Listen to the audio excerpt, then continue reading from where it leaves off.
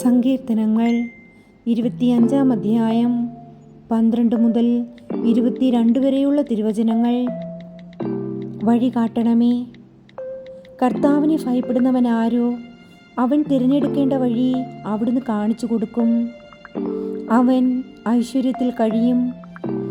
അവൻ്റെ മക്കൾ ദേശം അവകാശമാക്കും. കർത്താവിൻ്റെ സൗഹൃദം അവിടുത്തെ ഭയപ്പെടുന്നവർക്കുള്ളതാണ്. അവിടുന്ന് തൻ്റെ ഉടമ്പടി അവരെ അറിയിക്കും. എൻ്റെ കണ്ണുകൾ സദാ കർത്താവിങ്കിലേക്ക് തിരിഞ്ഞിരിക്കുന്നു. അവിടുന്ന് എൻ്റെ പാദങ്ങളെ വലയിൽ നിന്ന് വിടുവിക്കും. ദയ തോന്നി എന്നെ കടാക്ഷിക്കണമേ. ഞാൻ ഏകാകിയും പീഡിതനുമാണ്. എൻ്റെ ഹൃദയവ്യതകൾ ശമിപ്പിക്കണമേ. മനക്ലേശത്തിൽ നിന്ന് എന്നെ മോചിപ്പിക്കണമേ. എൻ്റെ പീഡകളും ക്ലേശങ്ങളും ഓർത്ത് എൻ്റെ പാപങ്ങൾ പൊറുക്കണമേ. ഇതാ ശത്രുക്കൾ പെരുകിയിരിക്കുന്നു.